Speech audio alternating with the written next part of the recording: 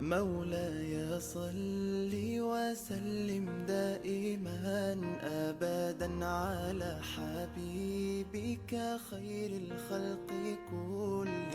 Assalamualaikum warahmatullahi wabarakatuh.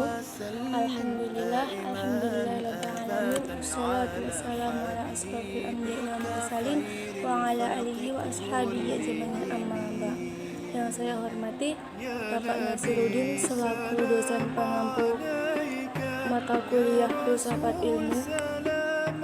Pertama-tama marilah kita panjatkan kehadirat Allah Subhanahu wa taala yang telah memberikan kita hidayah serta inayahnya kepada kita semua.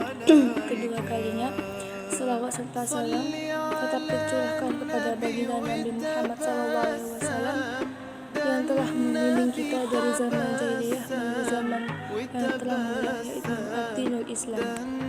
Baiklah, saya di sini akan memperkenalkan diri. Perkenalkan, nama saya Mama Abdul Hikmah, NIM 20100652 dari Fakultas Agama Islam Universitas Al-Ma'ata, Prodi PAI Agama Islam kelas A. Saya di sini mendapatkan tugas, yaitu tugas meresensi buku, yaitu buku filsafat. Seperti ini bukunya. Kalian juga bisa mendapatkannya bisa melalui perpustakaan ataupun dari website. Biografi penulis yaitu Ermi Suhati, lahir di Yogyakarta, menamatkan SD dan SMP-nya di Bandar Lampung. SMA-nya yaitu di Yogyakarta. Alumnus dari Fakultas Filsafat Universitas Gadjah Mada pada tahun 1987. Menyelesaikan S2-nya pada tahun 2002 di MSI UII dan pada tahun 1987 sampai 1991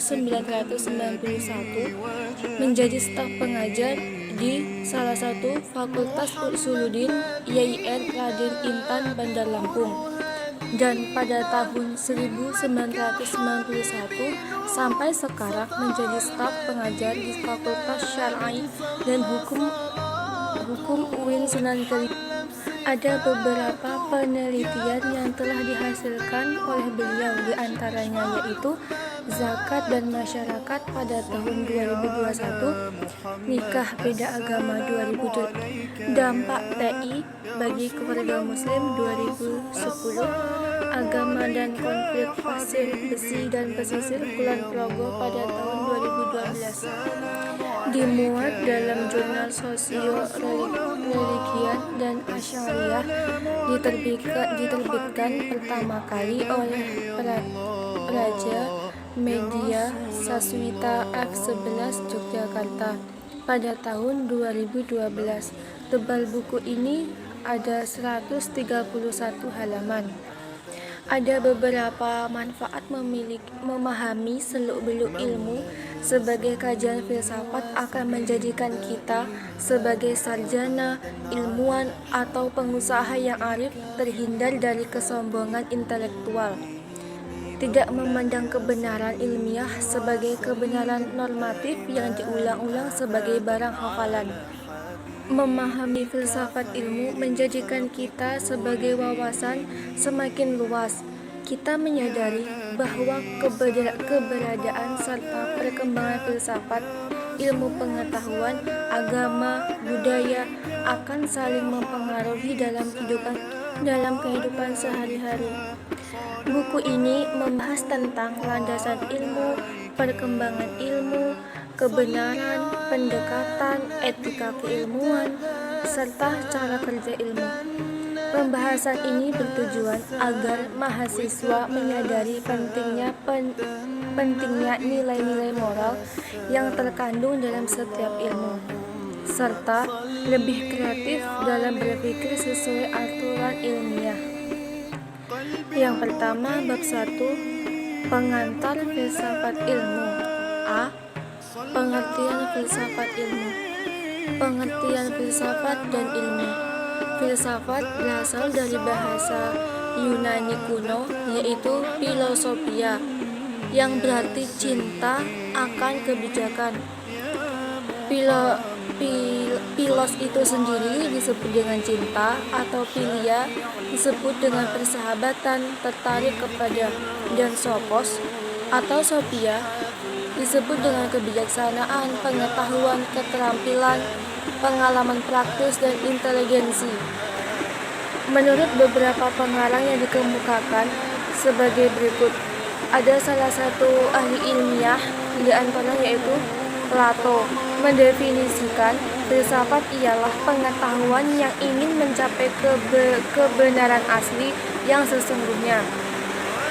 Ilmu menurut etimologi adalah ilma ya'lamu ilman, yang dalam bahasa Arab yang artinya adalah mengerti, memahami, dan memahami benar-benar. Scientia menurut Inggris, scientia menurut Latin artinya adalah pengetahuan. Pengertian filsafat ilmu dari beberapa ahli, salah satunya adalah menurut Lewis Whitbeck. Filsafat ilmu adalah membahas dan mengevaluasi metode-metode pemikiran ilmiah serta mencoba menemukan dan pentingnya upaya ilmiah sebagai keseluruhan. Filsafat dan ilmu sebagai dua sisi mata uang yang dibelah menjadi dua. Di satu sisi, filsafat sebagai induk ilmu.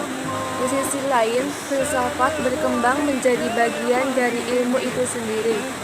Dalam perkembangannya, ilmu semakin jauh dari induknya. Bahkan, muncul arogansi dan spesialis antara satu bidang ilmu dengan ilmu yang lainnya. Sehingga, ilmu tidak lagi membawa berkah, tetapi membawa bencana. Disinilah peran dan fungsi filsafat ilmu, yaitu menyatukan visi keilmuan dari berbagai disiplin ilmu seperti tujuan semula, yaitu konsen perhatian terhadap kebahagiaan manusia. Yang B, relevansi filsafat dan ilmu. 1. Persamaan filsafat dan ilmu. A.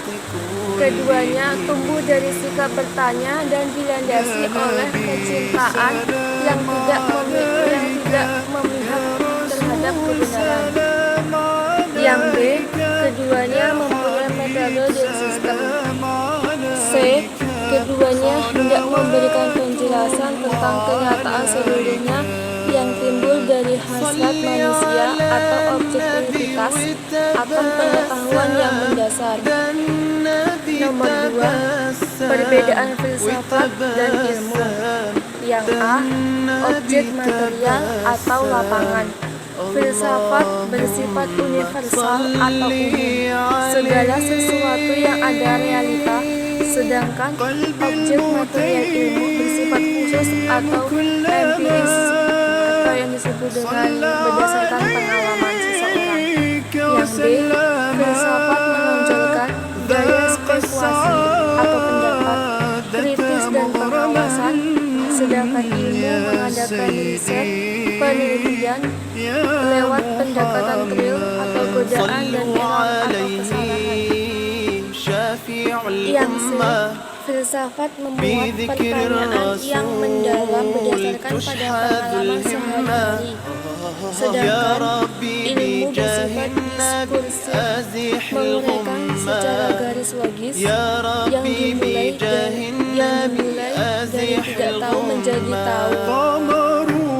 Dari uraian di atas dapat kita menjelaskan bahwa kelahiran suatu ilmu tidak dapat dipisahkan dari peranan filsafat. Sebaliknya, perkembangan ilmu memperkuat keberadaan filsafat. Filsafat mencoba mengembalikan roh dan nilai luhur dari ilmu, agar ilmu tidak menjadi bumerang bagi kehidupan manusia itu sendiri. Filsafat akan mempertegas bahwa ilmu dan teknologi adalah instrumen dalam mencapai kesejahteraan umat Islam, bukan tujuan hidup manusia. Ilmu akan dijelaskan secara filosofis dan akademis sehingga ilmu dan teknologi tidak akan tercerabut dari nilai agama, kemanusiaan dan lingkungannya. Filsafat ilmu akan memberikan nilai dari orientasi yang jelas bagi setiap ilmu. Manfaat mempelajari filsafat ilmu. Yang pertama, filsafat ilmu mengkaji sebagai objek ilmiah secara rasional, teoritis, misalnya seperti menganalisa sebagian pengertian dan konsep ilmiah, seperti konsep ilmiah umum yang belum dijelaskan secara memadai oleh para ilmuwan, seperti materi, kekuatan, daya, waktu, tempat, gerak, dan lain-lain. Yang kedua, ilmuwan menggunakan cara dan metode tertentu dalam kajiannya, tetapi tidak memahami cara dan metode tersebut.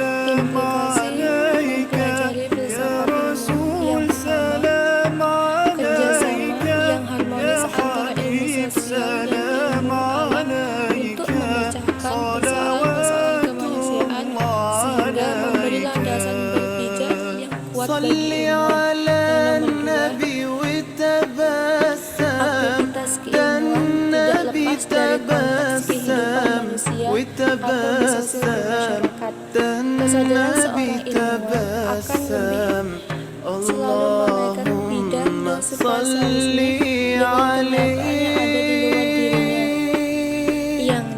Filsafat ilmu dan epistemologi. Ilmu adalah bagian dari pengetahuan yang terklasifikasi,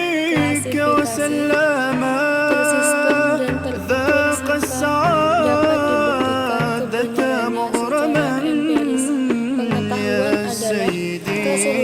Pengetahuan adalah keseluruhan pengetahuan yang belum tersusun, baik mengenai metafisik maupun fisik. Filsafat ilmu itu sendiri adalah cabang dari epistemologi. Epistemologi mempunyai dua cabang, yaitu filsafat pengetahuan atau disebut dengan theory of knowledge dan filsafat ilmu theory of science. Objek material filsafat pengetahuan adalah gejala pengetahuan, sedangkan objek material filsafat ilmu adalah mempelajari gejala-gejala ilmu mengenai sebab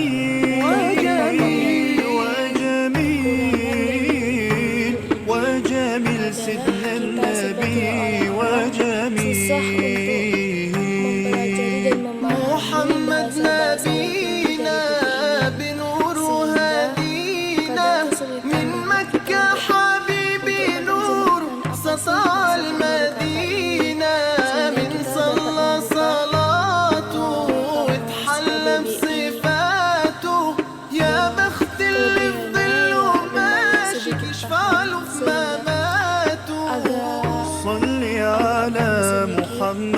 السلام عليك يا رسول الله.